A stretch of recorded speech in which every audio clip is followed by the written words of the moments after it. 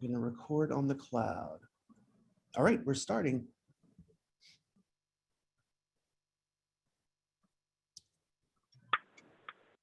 All right, everyone, welcome to this webinar. It's our first virtual panel that we're having this school year, and we're really excited. We have some fantastic panelists visiting with us today from all over the place.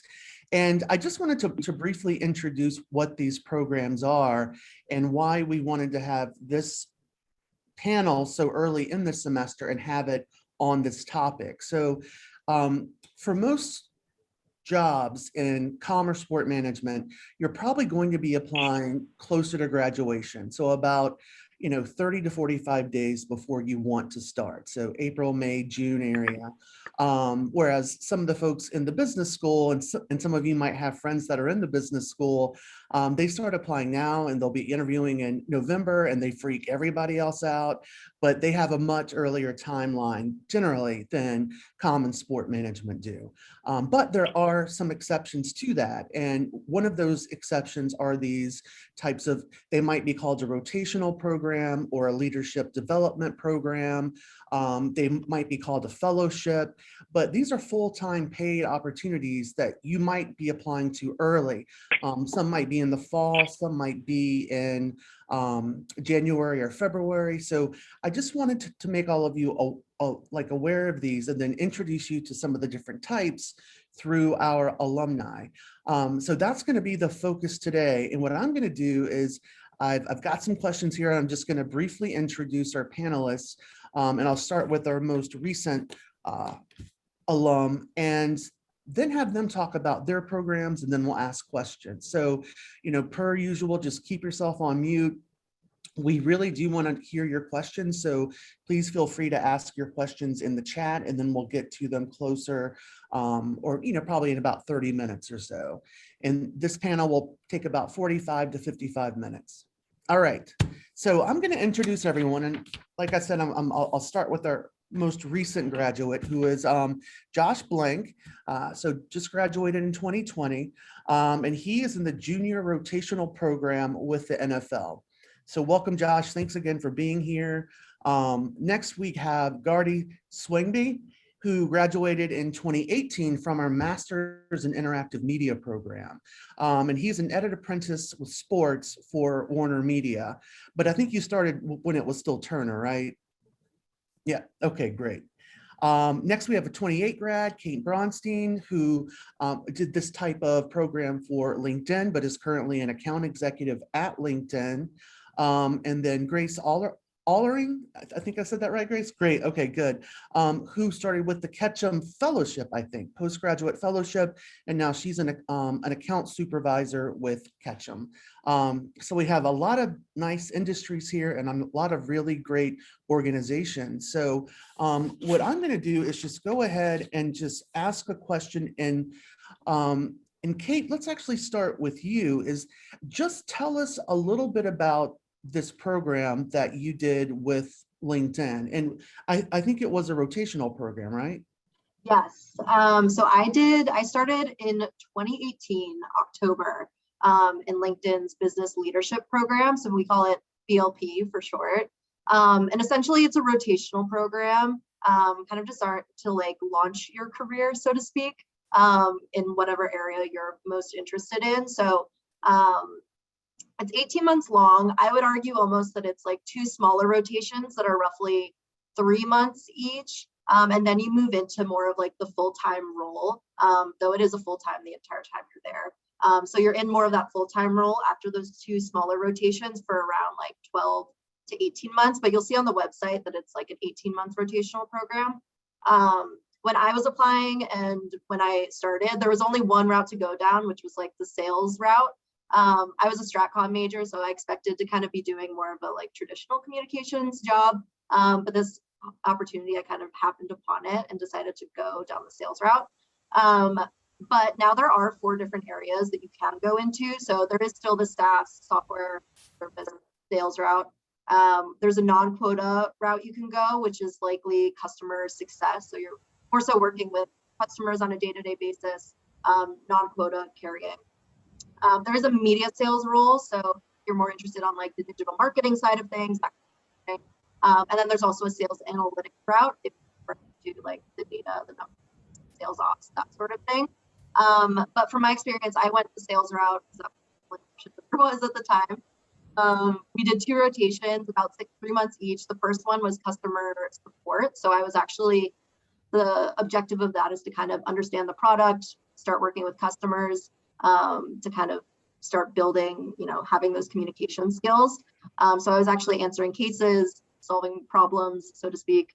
Then after 3 months, we moved into a talent acquisition rotation. So I was actually recruiting 4 roles internally at LinkedIn. So I was recruiting 4 LinkedIn account executives, for like sales ops managers. And the idea behind that is you're getting comfortable talking about like what LinkedIn is, what we do, and trying to get people excited to come work here, and kind of starting to build that like sales mindset a little bit. And then I moved into sales development after that, which was like, I was in there for about 12 months. You're in there for anywhere around like 12 to 18 months. But that's the path I went down. There's many other different options now, but highly recommend it.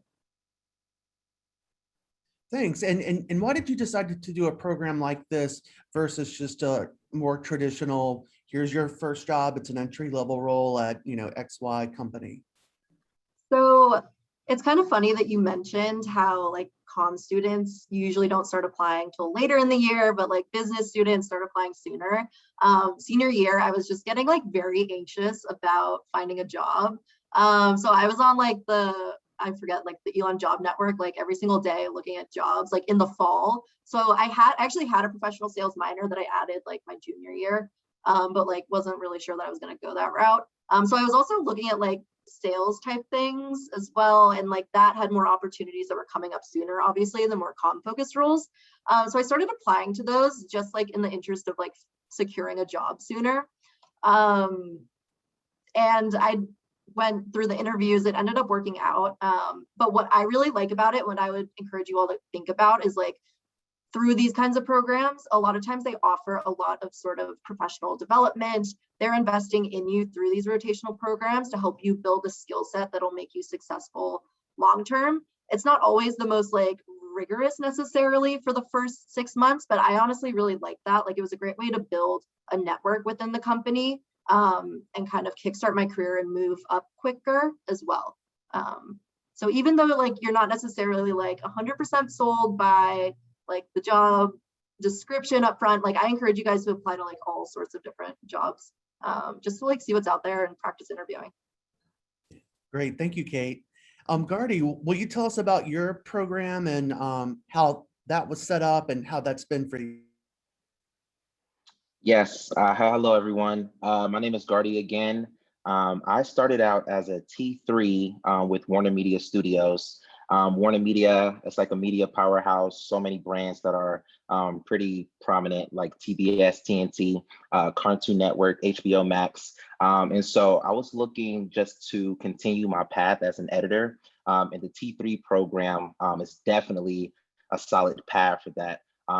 As a T3, I was doing so much, where there was organizing, transcoding media, preparing projects for editors and producers, delivering assets. I remember at the time, we still had a tape room. So let's say there was an emergency and we actually had to lay video to tape and get that queued up and ready for air. So there's just a plethora of things as a T3. And I was just excited to continue to grow that company, but that's exactly where I started. Great. And do you remember when you applied for that role and what attracted you to that type of program? What attracted me to that type of program? I think it was just a hands-on learning. A lot of, going into sessions with veteran editors and editors that have, just a lot of decorated history, if you will, and just strong skill sets when it comes to software like Premiere and After Effects. So after the iMedia program, I was definitely feeling confident, but it was just a different beast. Just kind of switching over to the sports side of things, which I'm currently am. So that program really just caught my attention just because of like the hands-on experience, and it kind of is like you just jump straight in, right? So there wasn't, really any training wheels. It was kind of like you guys, or as a graduate, they know that you have strong skill sets and they're just ready to see what you have to offer. And I'm trying to remember, I kind of feel like an old guy right now, but I want to say that top of the year, so like once things calm down on the NBA side of things, after the All-Star, or excuse me, after the NBA season, that's when I started applying. So trying to think, like June, July-ish, I would say. Okay, great. And it's funny that you remember it by the sports season that was going on right there. That's awesome. All right, Gardy, thank you so much. And Grace, I want to go to you next because, well, Gardy, I do have one more question for you. So was your program, or is your program like Kate's, that you do this rotational program, but it's a full-time job and they'll keep you after you start? Right, that is correct. So it is full time.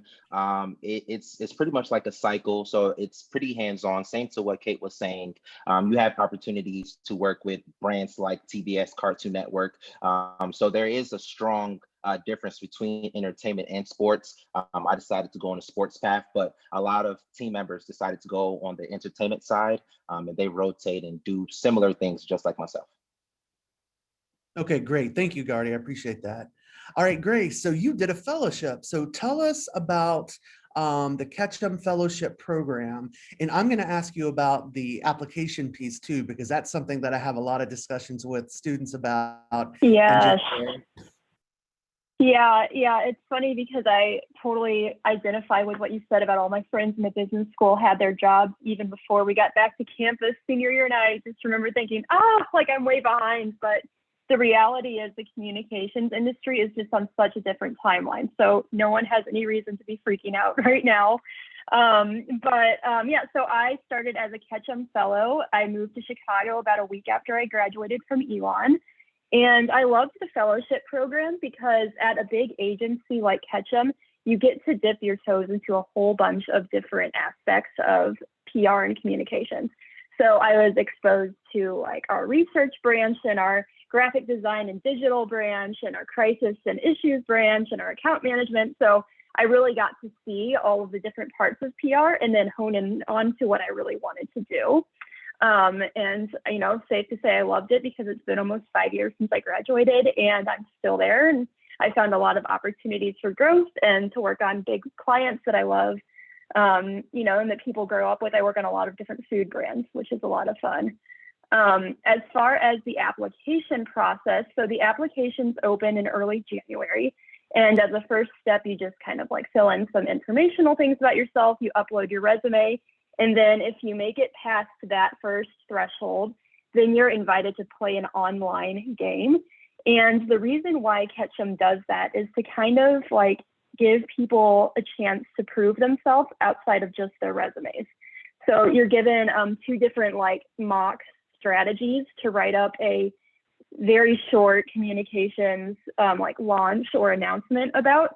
And then you're filtered into what I would compare to like a message board or something like that with the other applicants for the area where you're applying. So if it's the New York office, the Chicago office, we have offices in California, you're competing against each other. And once your idea is submitted, you have the chance to comment on and vote for other people's ideas and interact with other submissions that other applicants have made. And that's how you accumulate points. And so I think that runs over like a 2-week period. And then whoever has the most points at the end of that 2-week period is invited then for an interview. And the number of people that make it for each different city depends on the size of the office. So our Chicago office is much smaller than the New York office, for example, so they might take more fellows. So that just varies from city to city, but that's kind of an overview of how it works. Great. Thank you so much. Yeah, that application process is so intense, and it's like we have so many meetings about it in January, just because it seems like, especially with like PR and advertising, they're really having a lot of more project-based work as a part of their interview process, because they want to see what you can actually do versus what's just on your resume. Exactly. And the thing about being a fellow at Ketchum is like from day one, you're thrown right into it. You're treated like a real team member. You get to do real work right away and, media outreach or whatever it is that your team is working on. So they want to see your stuff and see that you can, put your mind to a challenge, which I appreciated because, I didn't feel like I was doing stereotypical intern things after I graduated. Great, great. And Josh, tell us about the NFL, please, in your rotational program. Yep. So I started the NFL rotational program last summer, so summer of 2020. It's a 2-year program with 4 rotations. Each rotation ranges roughly around 6 months each, but they vary. So my last rotation that I just finished up ended up being around 8 months. So it was a little longer than the other rotations. It's all very dependent on your department. So when you join the rotational program, initially you send them some of the departments that you're interested in across the NFL and the New York office. And then from there, they align you with what groups are in need of headcount, and then also with what you did in college as well. So based off of your major, your minor, et cetera. From there, you kind of can guide what your following rotations are, which is really unique. And I think was one thing that was very attractive to me was the ability to choose. So from there, currently, I just finished working in club business development, which is essentially internal consultants for the NFL. So I think it's really unique that you can kind of choose your own path and figure out what you want to learn more about, and also, determine your strengths and weaknesses as it relates to the business world. So you end up doing that for 4 rotations. After that, some people end up staying with the NFL if they want. Others will look for other sports industries to try to get into. Some people will go and work for individual clubs, and then there are quite a few people who end up going back for their masters as well. I'm still figuring out what I want to do next, just because I've only done a year of the program, so I still have 2 more rotations to go. But it's definitely really valuable to kind of gain new experiences during the rotations as well. So the program has been great so far. Definitely would recommend it for anyone who is potentially interested. You don't really need to like the NFL in order to get a lot out of the program. There are 11 other people in the program with me, and they accept between 10 to 15 people every year to join the program who are right out of college. So it's a great program, and I've definitely learned a lot and gained a lot of really good networking as well. Awesome. Thank you, Josh. I appreciate that. I think maybe Kate, you mentioned this, and maybe Gardy, you did as well, but it seems like with a lot of these programs, there's the rotations and the learning, but there's also like a professional development piece or like a mentorship piece. Can any of you speak to that piece of your program if you have that as a part of it? Yeah, I can Yeah, speak to that. Oh, go ahead, Kate. I'll be quick and then you can go too. That was definitely a part of my program from like the very beginning. So through the business leadership program, there's 2 weeks set aside during the rotational program. So the first week is like your literal first week of work where they bring you in. And a lot of it is just based on like networking with your peers. So there are about like 15 people in my cohort in Chicago, 15 people in the San Francisco cohort, brought us all together. Like working together as a group was really important. The second week I'm talking about was between the 2 rotations, and it was called Sales Intensive. So it was a week of like basically boot camp where they like had us listening to mock calls and doing like mock scenarios with each other, working one-on-one and bringing in like leaders in the business to come talk to us. So that was always a piece of the rotational program, is making sure we got that like significant hands-on training. Now throughout the entire program as well, we're encouraged to work with mentors. A lot of times we did seek those out on our own. There are opportunities where they're like kind of put in front of you, but like everyone kind of had like an entrepreneurial spirit and wanted to go out and meet other people in like different teams and network to see kind of like what team you wanted to be on. And always working together to like listen to calls and get better on the phone and being really involved in that process. So that's something that I've also noticed is kind of like carried on for me like after the program as well, and that like in general the culture of the organization values as well. So that's something I like too about being at like a larger organization, is like they give you and invest a lot in like making sure that you're working with your peers and having those relationships where like people want to help you, and then like in turn you also want to help other people who come through the programs as well. Great, thanks. And that touches on something that I hear a lot from my seniors, is that they want to work at an organization that they care about, but they also want to be around people of their same age so they can start to build that social network. So I think that's a really good point, that that's built into that program. Mhm. Gardy, how about you? Yeah, similarly, so we have a pretty intimate, smaller group. I want to say, so my primary location is Atlanta. We have a Techwood location, but Warner Media has locations all over. But as far as our Techwood location, when I started in 2020, I had about 15 team members. And again, we are all rotating. Personally, like I remember rotating into TBS. It was about a month or so, depending on the workload and just the amount of requests, but it was just super helpful just to really like jump in. And you are placed with a mentor. My mentor is super, super cool. We kind of like balance our schedules as far as meeting up based on, again, like just the time of the season, because certain times of the year is super fast, other times of the year is pretty slow. So you really have time to interact with some of those older guys and really just have one-on-ones. But that is strongly like, that is something that is strongly suggested and is pushed by all leadership members, just to make sure like junior staff has just senior heads that are really like making sure they are progressing and progressive at a steady pace. Great, thank you. My next question is, it looks like these are pretty competitive programs based on the numbers of people that are selected by city. So I'm curious as to what pro tips you have that our current students, seniors, can use to stand out, whether that be on their resumes or LinkedIn profiles or during the interview process. I would say don't underestimate the power of networking and of writing handwritten thank you notes. I went through the whole application process with Ketchum, but really how I got my foot in the door is I went on LinkedIn and I looked for Ketchum alumni that have or had worked at Ketchum, and I cold messaged them and I said, hey, I don't know you, but you went to Elon and I'm about to graduate. I see that you work at Ketchum. Can I chat with you on the phone? And it felt super awkward at first, but now that I'm on this other side of things, it's not weird at all. Alumni love doing that for Elon students. And I found one contact who was able to put me in touch with somebody in the Chicago office and kind of like be a mentor to me throughout the whole process. And I wrote everyone that I spoke to a handwritten thank you note, and I think that goes a really long way. So, I think it's just kind of like back to the basic things. It's really helpful. Absolutely, thank you.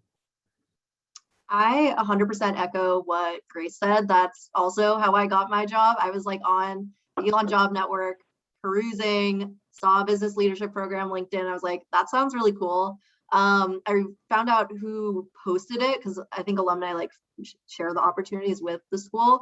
And it was this guy, Logan, who graduated from Elon, who was based in the New York office. So cold emailed him, was like, hey, like super interested in this, would love to have like an informational interview. Ultimately he referred me, and like that's kind of how I got my foot in the door. So highly encourage you to search, find the companies you're interested in, find Elon alumni who are at those companies, shoot them a message on LinkedIn, or if like you can find their email address, just tell them you're curious about learning more about like their career path, you're interested in the organization. I know it's like nerve-wracking, and I still like get nervous when I like network and do all those things for myself as well. But just be curious, have thoughtful questions, and like people like talking about themselves. So like, don't be nervous to ask for time. Like people love doing it and love helping people in, the Elon universe. So I definitely encourage you guys to do that too. Absolutely, absolutely. Who else has any pro tips? I would say the way I found out about my rotational program is actually through friends. I had some friends from high school who they did the program, and just, talking to them and reaching out to them and asking about, what have your job experiences been like? So I think, relying on people who are closest to you also is really valuable, as like cliche as that sounds. But, you know, I had never heard of the program until I had an older high school friend who he did the same program, and I asked him about it because I saw on like his Instagram or something like that he was in it. And so from there, I, you know, asked him what it was and followed up, and then I ended up applying. So I think your lead to your job or rotational program or whatever it may be can kind of come from anywhere. So sometimes instead of looking so far out for connections, sometimes the best ones are closest to you. Great, thank you. And Gardy, I'm just curious too, since yours is more production oriented, do you have any tips or ideas as far as reels? Yeah, definitely. That's like super, super huge, especially someone that wants to be more so behind the camera. A reel is like the most efficient way. I mean, it's almost mandatory, especially for an editor. So I would definitely say have a strong reel. It's something that's easily digestible, super short, doesn't have to be lengthy. Another pro tip, if you will, is going to like mixers and events. I know Warner Media Studios has like a lot of just cool events where, you know, it's kind of somewhat open to the public. You just kind of have to scour online. They do publicly release, you know, things of that sort. So it's just a great opportunity to meet people in the company and kind of just, you know, pitch yourself and promote yourself. Great, thank you so much. Sorry, I'm just taking a lot of really good notes here. Like one common thread that I'm hearing is that relationships and talking to people, being inquisitive and being grateful is a really important piece of it. Because these are very competitive programs, so there's going to be a lot of people applying. And so having those advocates for you in those organizations can be really good. And that's one fantastic thing about our Elon alumni is that they're so open-hearted and grateful and want to help. But it's still on the student to be grateful and professional. So I just wanted to make that clear as well. I did drop into the chat. We have a list of programs that are similar to these, broken up by the month that they in the past have been posted. So I just wanted to share that with all of you. And it's also going to be in our big list that we send out every couple of weeks. So just keep an eye out for that. I'm curious if y'all could talk a little bit more about the interview process. Grace has already talked about what that was like with the whole Launchpad simulation with, you know, social and strategy and all that kind of stuff. Could you speak to more of what your process was like and how many interviews it was and how long it took for you to hear back and all that good stuff? Yeah, so after the Launchpad game was over, I think it took like about a week or two for me to hear back. And then I was invited to do a panel interview. I wasn't able to travel to Chicago, so I did that virtually over Skype. And it was an interview between me and 3 people of various levels who worked at Ketchum at the time. And then oddly enough, about 2 weeks later, I happened to be in Chicago visiting my cousin when they called and offered me the job. And I said, okay, this is great, but, you know, I want to visit the office and get to know everybody before I accept, because I just know it has to be a good culture fit, you know, if I'm going to move here after graduation. So they said, oh, well, this is perfect. Every Friday we have snacks and beer. Do you want to come to the office? And I said, great. So I got to meet everybody. And as soon as I left, I, you know, just had a gut feeling that it was going to be a good fit, which was important to me. So that's kind of how it worked out from my side. Thank you. For me, I applied late. I was like in the last round of interviews and like last round of offers, which if you can get ahead of that so you're not like freaking out like I was. But I think applications, at least for BLP, I don't even think they're open yet. So just keep an eye. But anyways, first round was like a recruiter phone screen. So basically they were kind of just trying to see like how interested I was in the program. Like, did I have an understanding of like the culture and values within the organization? Like, am I actually interested, or did I just like throw an application in, sort of thing? Which I think is pretty common with, you know, organizations you guys are going to be applying to, is just those initial phone screens.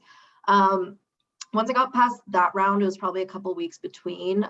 Then it was an hour-long interview. First 30 minutes was a behavioral interview with the leader of like the program manager of the program I am in or was in. And then the next 30 minutes was a mock sales call with one of the sales managers. So was able to prep for all of this, like with the contact who referred me. So like highly encourage you to stay in touch with those folks. Then after that, it was probably another couple weeks, and then they brought us in for an in-person interview. So they flew me out to Chicago. It was a group of like 10 to 15 of us. And it was like a full day. At that point, they were also trying to like sell us on like why we should want to work there as well. So a lot of speakers came in. They gave us like t-shirts and stuff. And then we did like a collaborative project with like 3 of the folks who were there, and they like gave us a prompt and we had to do a presentation. So that was like the way that they were kind of like interviewing us during it as well. And then there was kind of just like general networking opportunities at the end of the day with like, you know, beer, snacks, that sort of thing. Then after that, I got the offer probably a couple weeks after that. I think that's pretty general. My general advice for like interview processes is like know the organization you're interviewing with, know their culture and values, reread the job description, and like for every single thing they mention generally that they're looking for in their candidates, like have a story of how you have illustrated that in your work, prior internship experiences, other just like, even if you were a hostess or like other job experiences you've had, that you can be able to speak to and like tell that story in the interview. I think that's going to be really helpful. Thank you, Kate. That's great. For me, so the application initially was due late fall, early winter. So I think for this past year, it was towards the end of October, early November.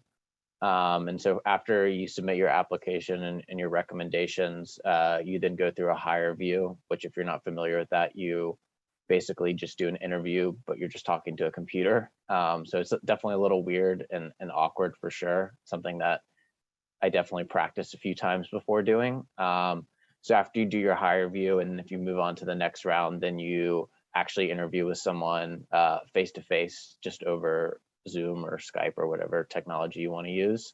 And then from there, if you move on to the next round, they do a background check and some extensive research on you, just asking about a variety of things, just because working for the NFL, they're very strict on a lot of things. For example, gambling, as an example, you aren't allowed to do any sort of sports gambling, even on non-NFL sports. So they're very strict about that type of stuff. So you have to go through that process. And then if you get cleared through that, then you go into the final stage where you essentially have to create a PowerPoint presentation that you present to some people from HR, and then usually 1 or 2 people from departments in the NFL, and you actually come up to New York to do that.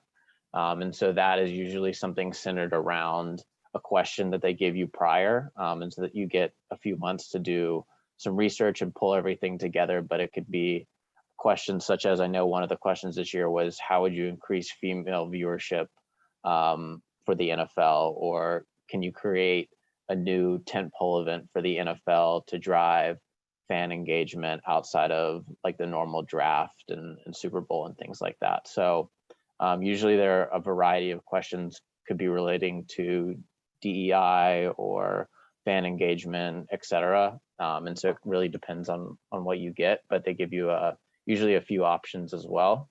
And then from there, after you do your presentation and your proposal, then that's when you find out if you got accepted into the program. And then from there, usually most of the applicants, you end up going to the New York office. You do have the opportunity during the program to also go to the LA, Canada, New Jersey, or London offices as well with the NFL. So that's something during your application process. If you are interested in working overseas or in a different city outside of New York, you do have the opportunity to do that. Great. Thanks, Josh. I appreciate that. The T3 application process is pretty standard. I remember the first phase was a phone call. I remember I was in the library and I got the phone call. For some reason, I was super nervous, but it's really chill. I mean, they really just want to know that, what are your skill sets? Who are you, and, why would you be a good fit, and how can you contribute to be an asset to the company?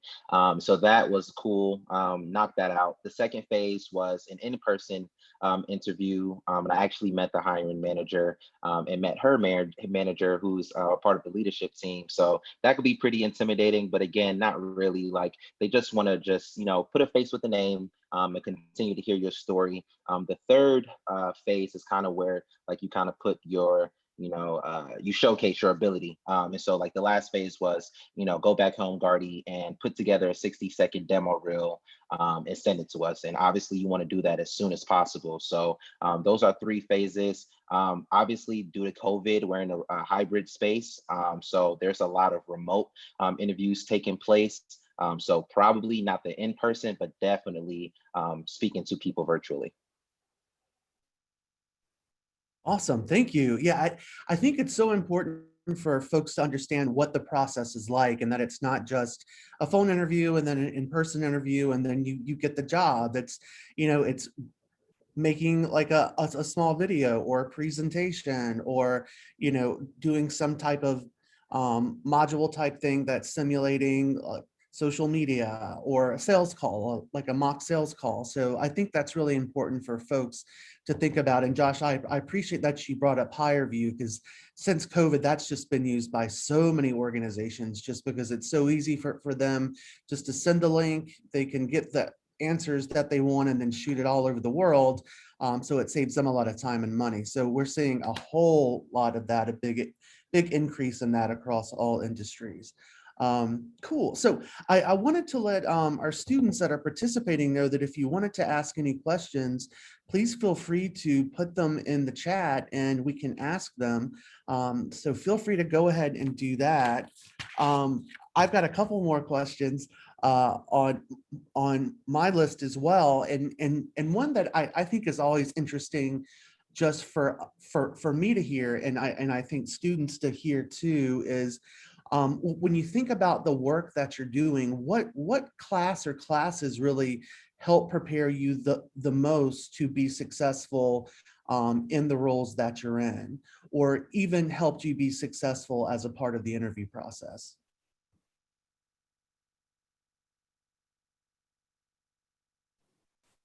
I can go first. First, obviously, all my sports management classes definitely very applicable to the situation I'm in. I would say, practicing presentations during those classes was really important, then also developing the skill on how to build out presentations as well.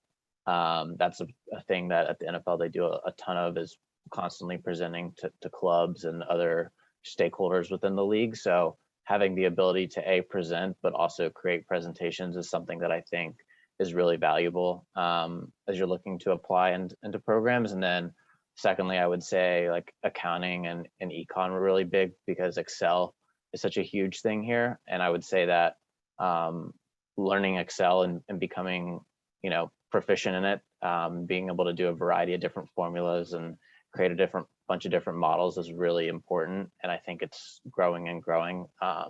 It's something that the NFL is putting a huge emphasis on, both in all of their departments, but also they've even created their own data analytics groups as well. And it's something that all the individual clubs are now creating as well. So I think, if you are proficient in Excel, that's a huge way to differentiate yourself from a lot of other candidates and give you a huge leg up.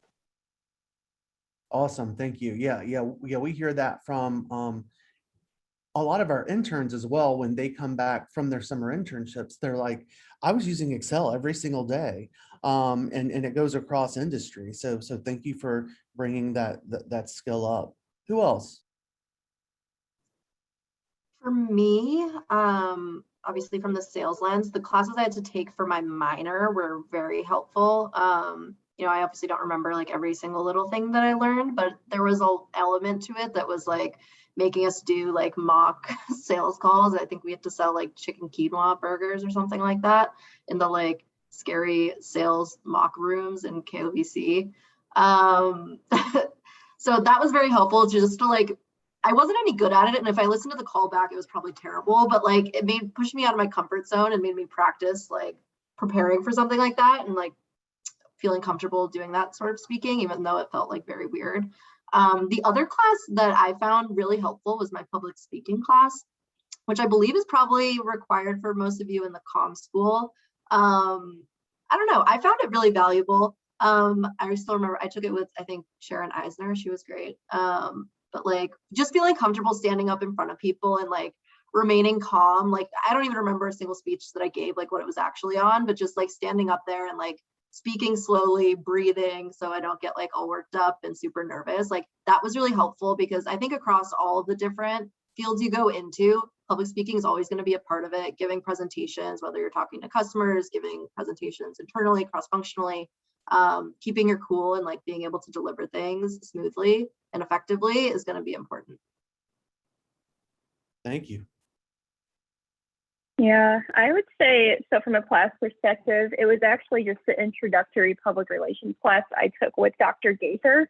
That was super helpful. And I remember he did this one simulation with us specifically where there was some like made up PR crisis. And he took all of our phone numbers on a Friday afternoon. And he said, I'm going to pick 2 numbers at random to call at some point on the weekend, pretending to be a reporter. And you have to be the PR person and just be ready to like give me the information I need, which was so scary. But like that happens all the time with us now. We have media. I have media. I talk to them every day. And so that kind of helps me prepare. And that was actually a story I used in my interview. But then I would say outside of that, I did Live Oak for most of my time at Elon, which was really important. I didn't realize it at the time, but that experience of being in a student-run agency, a lot of the things that I did at Live Oak, I do every day at my job now. And, you know, the experience of being the main person who's in contact with the client and presenting to them and coming up with the ideas and leading all of these different people was so beneficial. So I highly, highly recommend that if you're looking at a PR agency career. Great, thank you. I would say definitely, I would second that public speaking classes. We're working in a team-oriented space, very collaborative space. Every day I'm speaking to a producer or a different editor, and everyone has a different way of just understanding a project, or everyone has a different approach to the project. So really being comfortable speaking to people, whether it's internally or externally, especially on the sports side, it's not uncommon for me to hop on a call with somebody from, like, let's say the NBA, like just trying to recover footage or things of that sort. So, you know, just really making sure you're comfortable just speaking and really making sure the other person understands what you need done. The next thing, especially for someone that's interested in iMedia or already in the iMedia program, any class that deals with like actual like video software or audio software, like really being able to manage those and to manipulate that software in and out is super helpful. Every day I'm working with Photoshop, After Effects, Premiere Pro. So it's very, very essential that you do know that software. You're able to jump in and just get something done in an efficient manner. Great, thanks, y'all. That's really helpful feedback. I do have a couple of questions, and for this first one, I don't know if you'll be able to answer this one, Kate, but this is relevant for some of our students. And Virginia asks if LinkedIn accepts international students into their rotational programs. That's a good question. I don't know the answer. I would imagine yes, but depending where you're coming from, I know that the program, we do have, the program is hosted in our Dublin office as well. So if you're coming from like EMEA, that's a possibility. Anywhere else, I'm not sure. I'll get back to you. I'll get back to you, Ross, on that. Sure, yeah, and Virginia, just so that you know, there are strategies that our international students can use to find out which organizations do, and then sometimes strategies for bypassing the gatekeepers or the recruiters so that you can get straight to the hiring managers who will vouch for you and fight for you to get hired. So feel free to make an appointment with me or Allison, and we can chat about that with you. And then we have one for Grace, and it's from Sherry, and she wants to know more about that Launchpad interview process. So going a little bit more in depth with that. Yeah, so on Launchpad, so what happens when you get into the game? They have 2 different like mock communications campaigns that you would write up like your response to, how you would put together a strategy around that. So when I first joined, or when I was going through the process, one was for launching a program, a new product launch for Fitbit-like product, which was really new at the time. And then the other one was like for a communication strategy around the reading nonprofit that was made up. And so that kind of like gave me opportunities to show two different ways of thinking with, you know, a low budget client and a higher budget client, and to be creative on both fronts. And it was really interesting to see what everybody else came up with as well that was in the game with me. Thank you, Grace. And Sherry, just so that you know, we've talked to a lot of alums that have been through this program. So Allison and I have information on it as well. So we are certainly happy to chat with you about that and help you find other folks like Grace that have done it. So maybe you can schedule an informational meeting with them. Let's see here. I got one for you, Gardy. Do you know if the T3 program involves any practice in TV or film production? Do you understand that question? Because I'm not sure if I do. Yes, that's a very well put question. Yes, we do have opportunities in TV production. The T3 program, it really is what you make of it. They just are interested in knowing what you want to do. So that's why like that rotation is super essential, because you, especially me, like there was no need for me to, I didn't want to go anywhere else after I was like dedicated to the sports side. I knew like that's exactly what I wanted to do. So working with a partner like TNT, excuse me, we have inside the NBA with TNT, and that's actually shot in our studio in the basement at Techwood. So I do know there are opportunities with that. So if TV or broadcast or anything that is going to air, if that's something that you're interested in, those opportunities are available. That's great. And Gardy, just so you know, Diamond is actually in the iMedia program too. And I think I've already met with her 2 times, and like school's only been in for 3 weeks so far. So she's hustling, and I appreciate that. We got time for about one more question, and I think this one is very important. And it's from Taylor, and it says, how do you feel your company handles DEI? What are some of the pros and cons of your pros and cons of your company in that area? And I think that's a really important question, because sometimes, you know, especially now, that term is used a lot, but is it actually practiced, and what does that look like at your organization?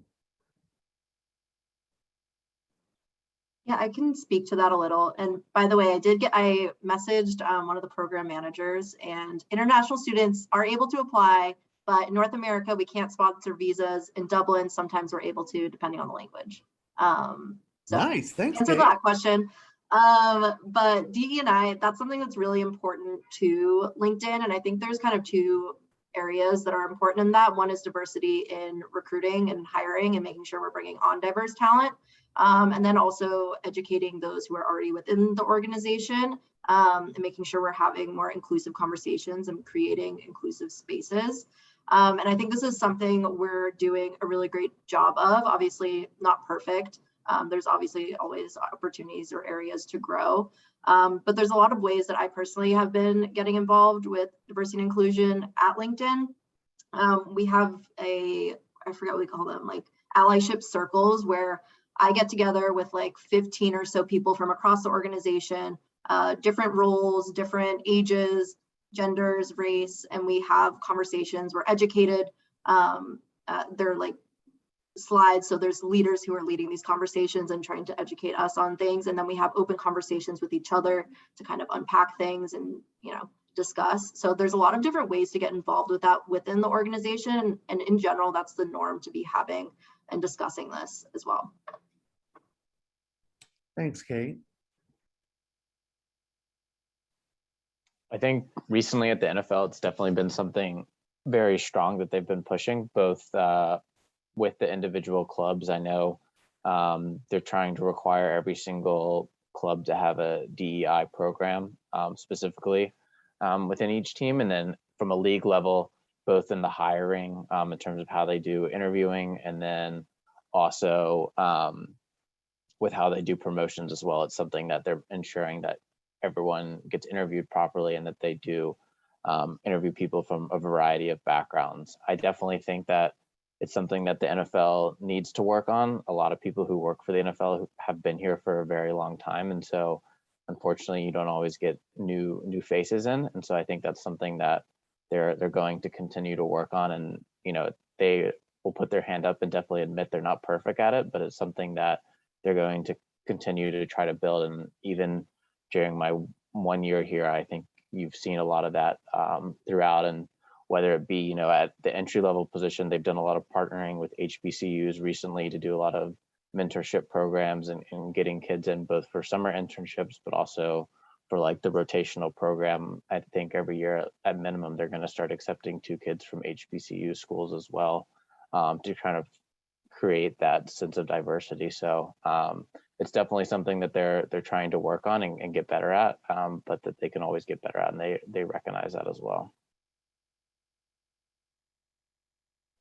Josh, that's great. Thank you so much. And Taylor, I really appreciate that question. And I actually just dropped into the chat this great document that Allison shared with our office of questions that you can ask to intentionally find out more about their DEI initiatives and if they are practicing what they're preaching. So that's in the chat for you as well. Does anyone else have anything on that they would like to add? Yeah, I think one of the great benefits of Ketchum's Launchpad is that it kind of like puts a curtain up in front of everybody, and it's not, looking at your resume or your experience, but how you can think on the spot. And so that allows us to bring in a lot of people with diversity of backgrounds and experience and thought too. And I think it makes it a more blind selection process in some ways. So I think that's one of the intentions behind it. And I think it's worked really well for the company in the past few years too. Thank you. All right. Great questions, everybody. And I'm going to go ahead and wrap it up. Do any of our panelists have any final thoughts before we wrap up? You've given us a lot of really great information. If you have any further questions or want to learn more about the rotational program at the NFL, feel free to connect with me on LinkedIn and reach out. I'd be more than happy to set up a time to talk on the phone or talk via Zoom. So reach out whenever you want, and I'll be happy to help. Thanks, Josh. That's what I was saying. Elon alums are the best. And Grace has Yeah, got I dropped my email in. Please email me. I'm happy. I always would love to get more Elon at Ketchum, so don't be a stranger. Nice. Same. Message me. We can talk LinkedIn or sales or just career stuff. I don't care. Feel free to reach out. Great. All right. Well, I'm going to let everyone go. To our panelists, thank you again so much for spending time with us. I really appreciate it. Oh, sorry, Gardy. I totally cut you off. I think you were frozen for a second. Oh, I'm sorry. I was just saying, feel free to reach me on LinkedIn. Definitely would love to talk video. And if you just would like more information about the T3 program, we could go over that as well. Great. All right, everyone. Have a great night. Thanks again to our panelists, and I'll be following up tomorrow with y'all via email. Thanks a lot. Have a great night, everybody. Thank you all. Thank you. Thanks. Bye-bye.